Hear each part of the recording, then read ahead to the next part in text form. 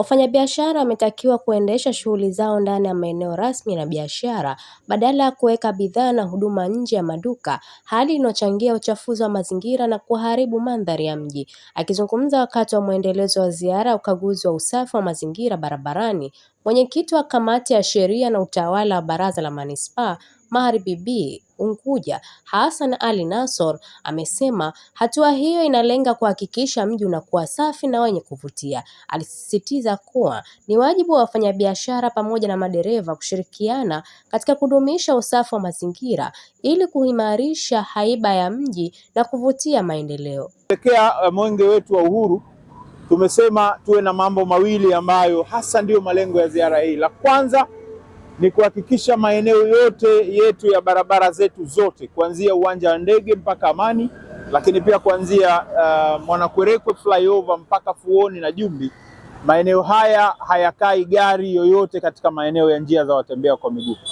Tumekuwa tuna tabia waendesha magari huwa wanaweka magari yao kwenye njia za watembea kwa miguu na kuweza kuwasumbua watu ambao wanahusika na njia hizo, manake watembea kwa miguu, na kusababisha wengine mpaka kupata ajali kwenye hizi highway zetu.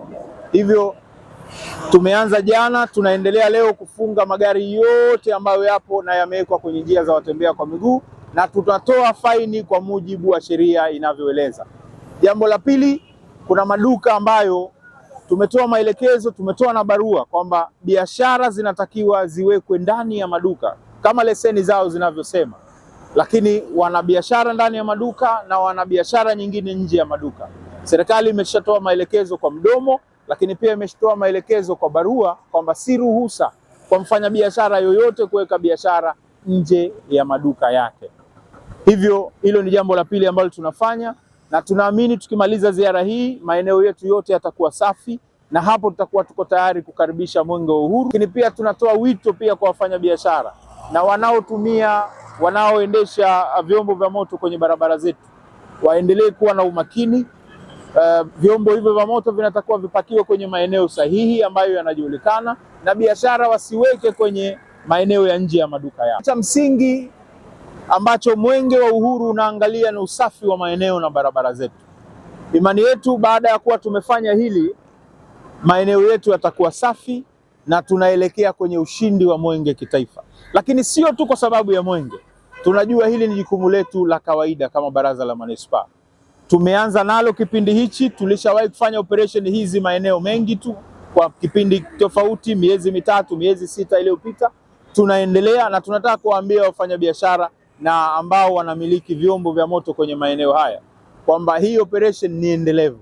Sisi kamati ya sheria na utawala tumesema tuanze nayo hii, lakini kamati nyingine nazo zitakuwa zinafanya kwa mujibu wa ratiba zao, ili mradi kuona maeneo yetu yanakaa safi, yanakuwa salama, na wafanya biashara nao wanatii sheria bila shuruti, na wanaoendesha magari kwenye maeneo yetu nao pia wanatii sheria bila shuruti. Kwa upande wake, makamu wa kamati hiyo Bi Fatma Rashid Juma amesema zoezi hilo ni endelevu na sio la muda mfupi, hivyo wafanyabiashara wanapaswa kufuata sheria bila kushurutishwa. Sasa niwaambie wafanyabiashara wote kwamba hili zoezi litakuwa ni zoezi endelevu.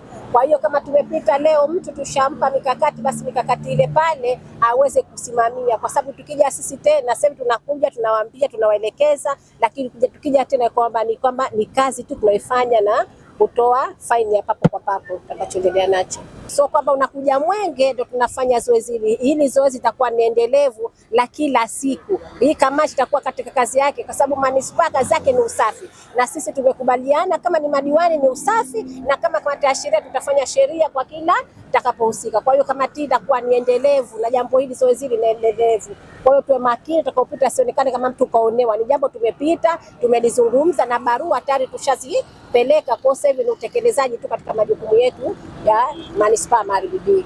Naye mkuu wa divisheni ya mapato wa manispaa Magharibi B Ali Shirazi Hassan ameeleza kuwa bado kuna baadhi ya wafanyabiashara wanaendesha shughuli zao bila leseni halali. Aliongeza kuwa hatua za kisheria tayari zimeanza kuchukuliwa dhidi ya wanaokiuka taratibu hizo. Operation hii tumejumuisha wafanyakazi wote ambao au wafanyabiashara wote ambao hawana leseni, wakiwemo vioski, wakiwemo wafanyabiashara mbalimbali kama vipodozi, maduka ya vyakula, maduka ya saruji na mengineyo, kwa sababu mfanya biashara yote hapaswi kuendesha biashara katika eneo husika bila kuwepo na leseni katika duka lake. Lengo na madhumuni kwamba atambulikane kisheria na vile vile itambulikane biashara yake ambayo anaendesha katika manispaa husika. Wafanya biashara wengi hasa wa vioski hajui zile taratibu mpaka kufungua ile duka lao la kioski. Kwa mfano, mfanyakazi wa kioski au mfanya biashara wa kioski anatakiwa awe na kibali cha afya au ameshapima tayari, lakini na vile vile awe na leseni, lakini na vile vile awe na ruhusa ya kuendesha biashara husika kabla ya kufungua duka lake. Ziara hiyo imeanza Koreko Flyover hadi Meli 4 Mbarali. Nikiripoti mimi ni Fatma Haji wa VOP TV. Tembelea YouTube channel yetu VOP Online TV kwa habari moto moto. Subscribe kisha bonyeza alama ya kengele ili kuwa wa kwanza kupata taarifa zetu. Usisahau kulike, kucomment na kushare. VOP Online TV. VOP Online TV.